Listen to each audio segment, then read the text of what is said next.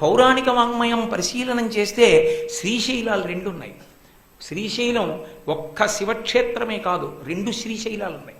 భవిష్యోత్తర పురాణంలో కృష్ణ భగవానుణ్ణి యశోదాదేవి అడిగింది, ఇన్ని కళ్యాణాలు చేసుకున్నావు, నేను చూడలేదు, నా కోసం ఓ కళ్యాణం చేసుకో, మనస్సీదతి మే కృష్ణ తవ కళ్యాణ వీక్షణే దర్శయస్వ రమానాథ జగదానందకారక అని అడిగింది. ఓ జగదానందకారకమైన వాడా, నా ఆనందానికి కారణం కావద్దా, నిన్ను పెంచి పెద్ద చేసిన దాన్ని, ఇంకొక కళ్యాణం చేసుకోమంది. ఆయన అన్నాడు, శ్రీశైలే పూరయిష్యామి కించిత్ కాలా నరంతరం అన్నాడు. అమ్మా, శ్రీశైలంలో పూర్తి చేస్తాను వచ్చే అవతారంలో, ఇక ఈ అవతారానికి కళ్యాణాలు లేవన్నాడు.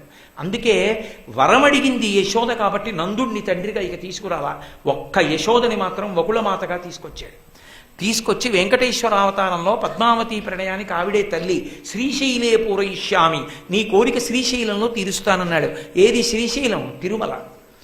ద్రవిడవాచకంలో తిరు అంటే శ్రీ, మలై అంటే కొండ, శైలము శ్రీశైలం.